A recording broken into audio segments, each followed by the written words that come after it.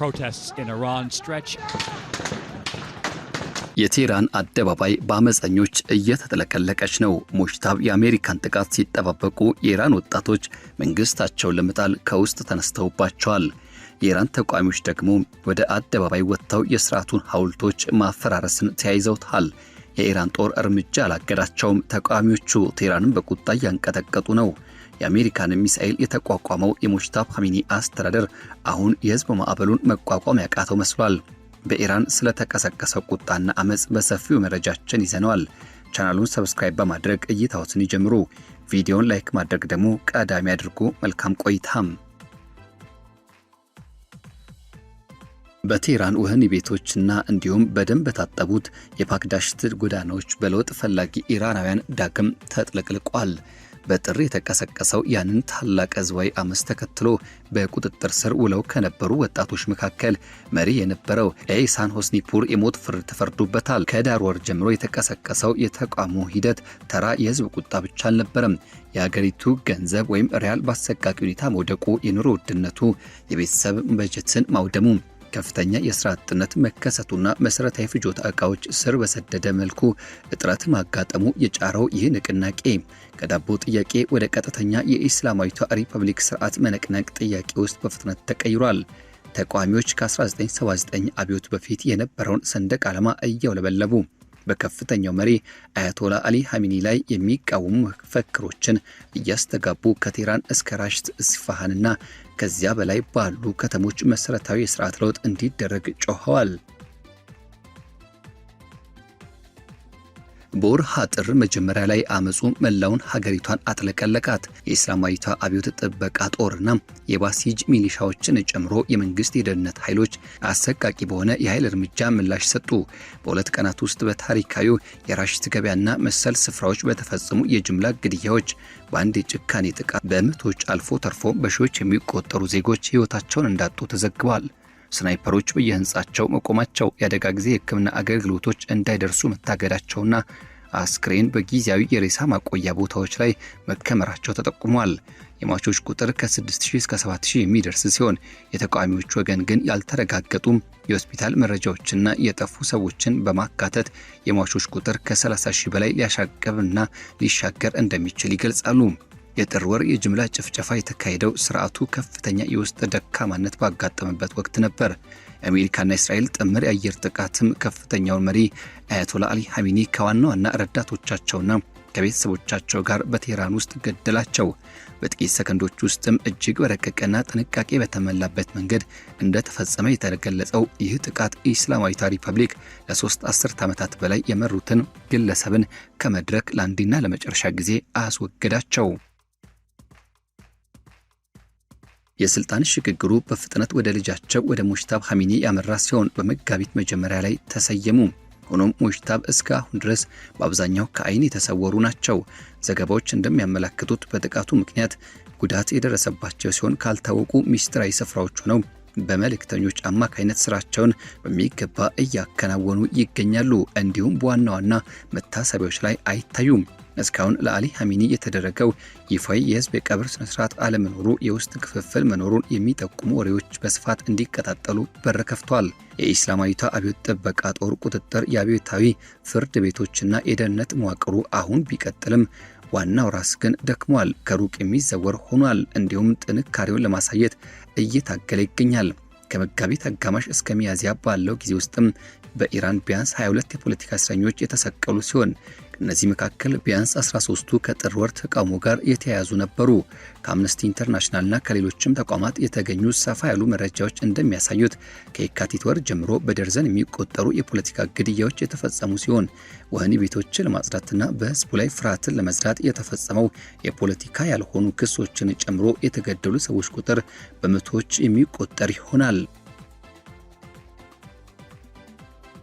ኢራን እጅግ አጥፊና አሰቃቂ የተባሉ ጥቃቶችን አስተናግዳለች። በአየር ላይ የተሰነዘሩ እነዚህ ጥቃቶች የሀገሪቱን ሚሳኤል ማስወንጨፍ አቅም፣ የአየር መከላከያ ስርዓቶችና የወታደራዊ እዝ መዋቅሮችን በከፍተኛ ሁኔታ አንኮታኩተው አዳክመውታል። ስርዓቱ በክልሉ በወኪልነት የሚጠቀምባቸው የታጠቁ ቡድኖች መረብ በየፊናቸው ከፍተኛ የኃይል መንሸራተት ደርሶባቸዋል። ይህ ሁሉ ጥፋት ቢወርድም የእስላማዊቷ ጦር አሁንም ድረስ የውስጥ አንድነቱን ጠብቆ ለማቆየት የቻለ ሲሆን ዋና ዋና የኢኮኖሚ አንቀሳቃሾችና የሀገር ውስጥ ደህንነት መዋቅሩን በጥብቅ ተቆጣጥሮ ይገኛል። የዚህ ጦር ልዩ ክፍሎች አዲሱን አመራር በልዩ ጥበቃ እየጠበቁ ይገኛሉ። በከፍተኛ የጦር መኮንኖችና ባለስልጣናት ደረጃም እስካሁን ድረስ በሰፊው የታየው የክህደት ወይም ስርዓቱን ጥሎ የመውጣት እንቅስቃሴ አልተከሰተም።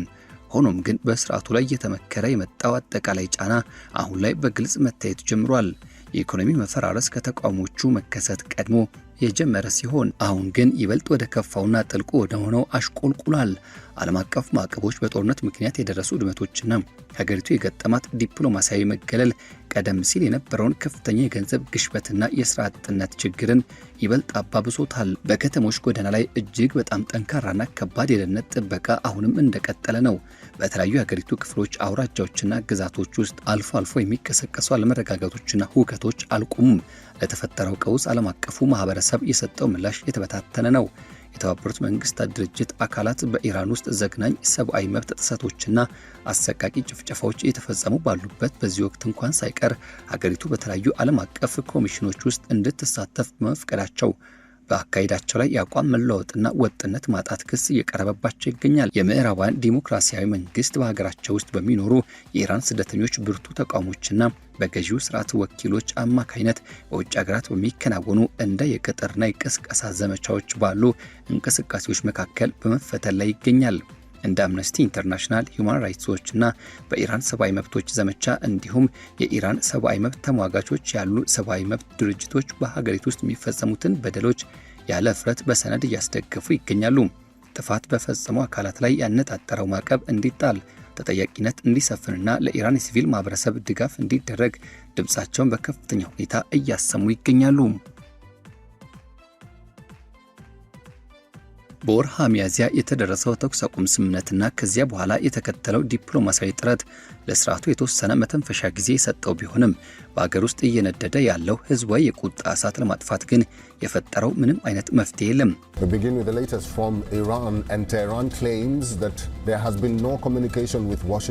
አንድ የፖለቲካ ተንታኝ ሁኔታውን ሲያብራራው መሰረታዊ የሆኑ የሰብአዊ መብቶች በግፍ እየተረገጡ ባሉበትና በሺዎች የሚቆጠሩ ዜጎች የስቅላት ገመድ ተደግኖባቸው በሚጠብቁበት ሁኔታ ውስጥ ማንኛውም አይነት ውጫዊ ዲፕሎማሲያዊ ስምምነት በሀገሪቱ ዘላቂ አለመረጋጋትን ሊያመጣ አይችልም ሲሉ ይገልጻሉ።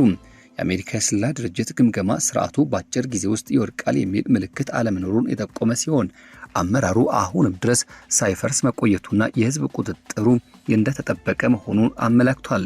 የእስላማዊቷ ሪፐብሊክ መንግስት ዛሬ ላይ ውጫዊ ጥንካሬና ውስጣዊ መከፋፈልን በአንድነት የሚታይበት እንግዳ ተቃርኖ ፓራዶክስ ሆኗል።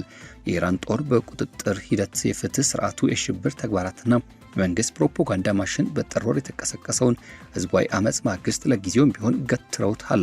አሁን ላይ የተፈጸሙ ያሉት የሞት ቅጣቶች እንደ ቅጣት ብቻ ሳይሆን በህዝብ ላይ ፍርሃትን ለመዝራት እንደ ማስጠንቀቂያ ያገለገሉ ይገኛሉ። ሆኖም ግን ለዚህ የሚከፈለው ዋጋ ከቀን ወደ ቀን እየጨመረ መጥቷል። says nearly 2,500 people have been killed there, including at least 12 protesters under the age of 8.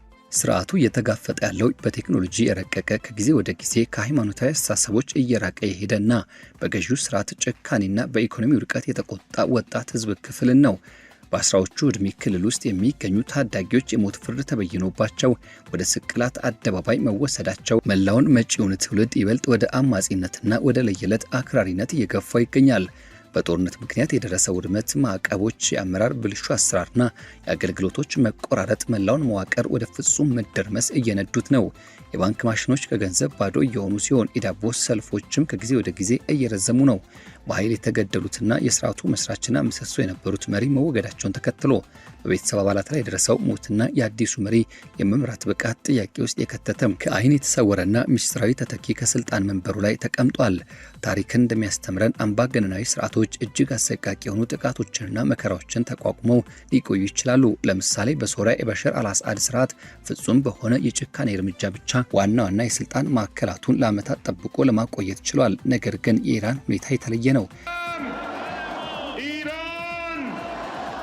የአይዲዮሎጂ መሟጠጥ፣ የወኪል የታጠቁ ቡድኖች መዳከም፣ የአመራር ክፍተትና በተደራጀ መልኩ የሚንቀሳቀሰው የኢራን ስደተኞች ወይም ዲያስፖራ ስብስብ በአንድነት መከሰታቸው ስርዓቱ ተያያዥነት ባላቸው ተከታታይ ውድቀቶች በአንድ ጊዜ እንዲፈራረስ ምቹ ሁኔታ ፈጥሯል።